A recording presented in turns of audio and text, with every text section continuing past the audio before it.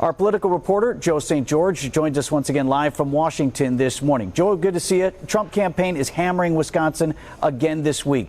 The president is in the state today. His son, Don Jr., will be here. Vice President Mike Pence will be back. His wife, Karen Pence, will be in Wisconsin.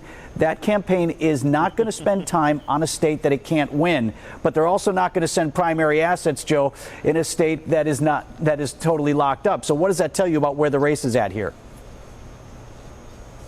All of those visits, not only by the top guy, President Donald Trump, but also by surrogates like the First Family, it shows you that the Trump campaign really believes they need to blanket Wisconsin. And usually if you're running a campaign and you need to blanket a state with a week to go, it means that you need the trajectory of the race to change. Now, publicly, President Trump is saying he's going to win and he's going to carry places like Wisconsin. And when he rallies in Wisconsin, that is what the message he will say. But the reality is you don't send all of your horses, if you will, to one state unless you really need to change the trajectory of the race.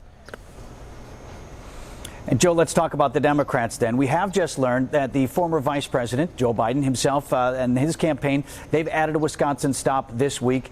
But these are very different events, very different in-person approaches from the candidate. President Trump has been holding these large rallies, and the vice president has been holding, citing concerns over COVID, smaller, socially distanced events.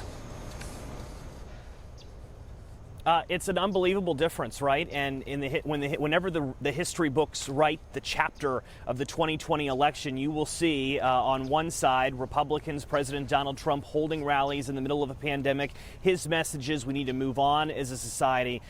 Joe Biden's message is mask up, be responsible. He's trying to send a message to Wisconsin voters, and Wisconsin voters, my goodness, have been hit hard by COVID-19. Wisconsin, one of the most impacted pandemic states with 1 week to go before this election.